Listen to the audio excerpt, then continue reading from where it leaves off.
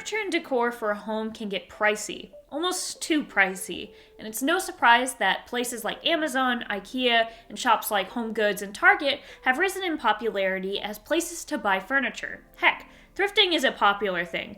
Finding a diamond in the rough is a great way to save money on furniture. But just as often, you get what you paid for, and the piece breaks apart after about a month or two.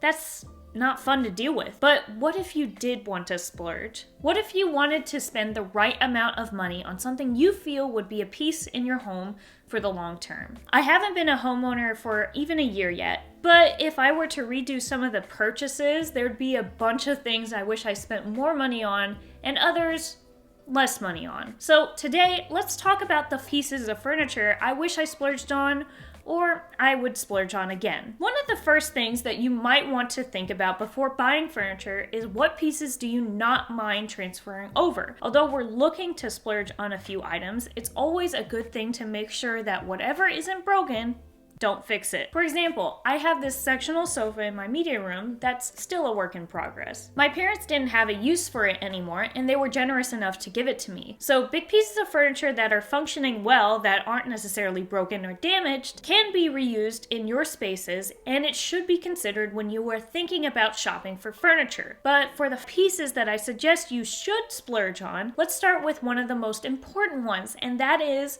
a great mattress. Yes, a great mattress. That's exactly where I'm starting out in this countdown. Now, I know this isn't an exciting statement piece or something you can show off to friends, mainly because that's a bit creepy. But having a great mattress is something you should really consider spending your money on. You're going to be spending a lot of time sleeping on your bed or relaxing on your bed, so it's necessary that your mattress is comfortable for you and a significant other, if you have one. Buying a cheap mattress is a big mistake because oftentimes people don't think they should spend that much money on it since it's not a visual piece. Or it's because people would rather put that money elsewhere, like a TV or an impressive gaming setup. Honestly though, it's a great investment. You need to feel comfortable laying on and sleeping on your mattress at night, not only because you don't want to be lacking on beauty sleep, but rather it's healthier for you in the long run. Having good sleep is better for your heart and better for your mind. As for my own mattress, I took many things into consideration, but eventually I bought the Helix King Size Dusk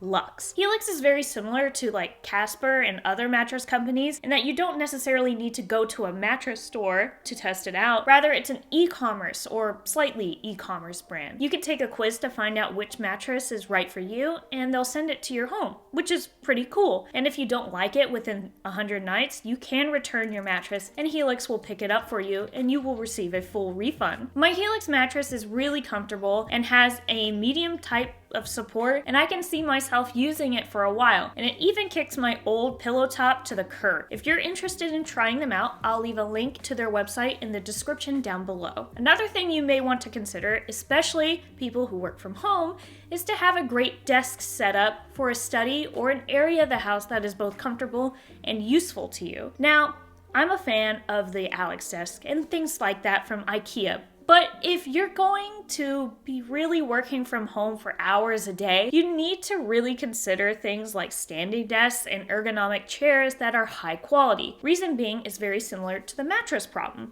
Spending 6 to 8 hours a day on a chair that isn't designed for you to sit in for that long can cause problems. So it's wise to make investments on chairs that can withstand that. If you've been eyeing chairs that are as pricey as the Herman Miller chairs but have been really scared off by the price, you can get some discounted by getting used ones online. And as for standing desk legs or desks themselves, I used the Foley Jarvis desk legs from my husband's desk. And if you don't want to actually find your own tabletop, you can buy the full standing desk there too. There are plenty of options to choose from, and they can really change your desk from discomfort to the height of versatility. Moving on to the third thing to splurge on is to definitely have a good quality dining table. Even if you live in a small apartment and don't entertain that much, having a good quality table is very important, especially if you have a small apartment, because it can double as a work area to do hobbies like board games, drawing, and puzzles, if people are still enjoying doing puzzles. Or if you couldn't get a desk in your space, a dining table that's well made can be actually a good workspace for you as well. And if you do entertain in a home or apartment,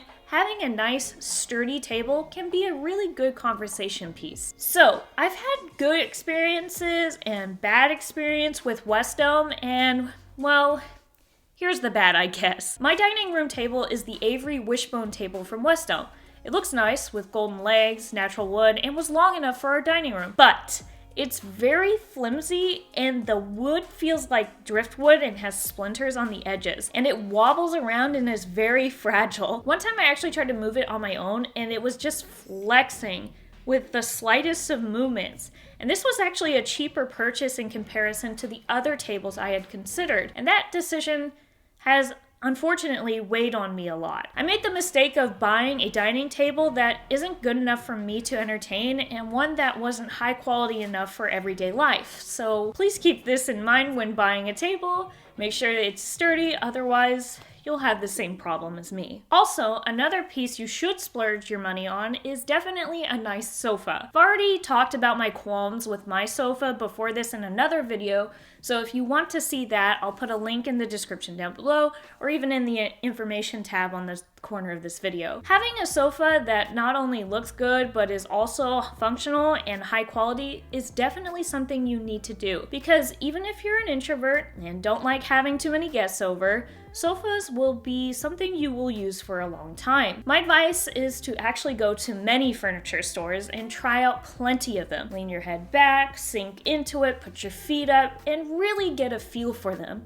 Just don't stay there for hours. I'm pretty sure the sales associates will get annoyed. Style-wise, I always say get them in a neutral color scheme, and then highlight different colors with decorative pillows. But hey, if you want to go loud and you want to get a pink sofa, by all means, do so. Just make sure that your sofa, like your dining table, feels sturdy enough to last for a long time. By that, I mean it can outlast you plopping onto it after a long day at work or school, surviving pets peeing on it, or you hosting several guests on it without the pillows and cushions sinking in and guests having to crouch over like Gollum with no back support. If so, then it's probably a good buy. Also, if you live in a one-bedroom apartment or a house without a guest room, it's also wise to look at sleeper sofas, since it becomes a really functional piece of furniture that not only is something to use to sit on, but one that can be used for a place for friends and family to stay the night. However, sleeper sofas come with their own set of issues. Like, usually they're heavier to move in, they're not as stylish, and they're not as comfy, so that's something to consider.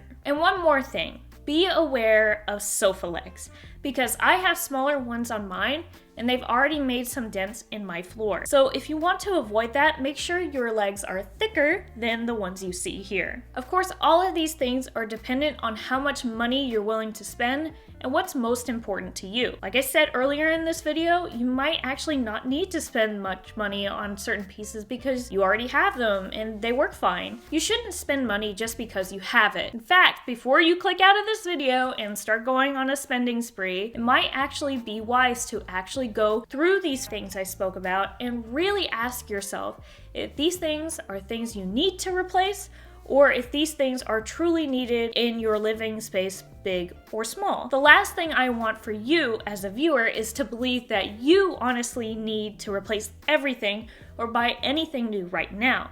Think carefully before you splurge on several items at once, or else you may end up with things that may not be as perfect as you want. I know because I've made some mistakes on some of my buys. They still work well enough that I'll continue to use them. That is until I can make those decisions again and make sure that my decision is the correct one. Well, this has been a really nice change of things from doing makeovers, but honestly, it was nice to actually talk about things that you need to splurge on, because honestly, I love shopping for items in my home, even if they are on the pricier side.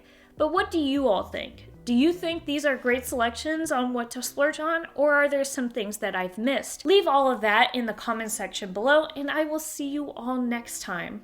Bye for now.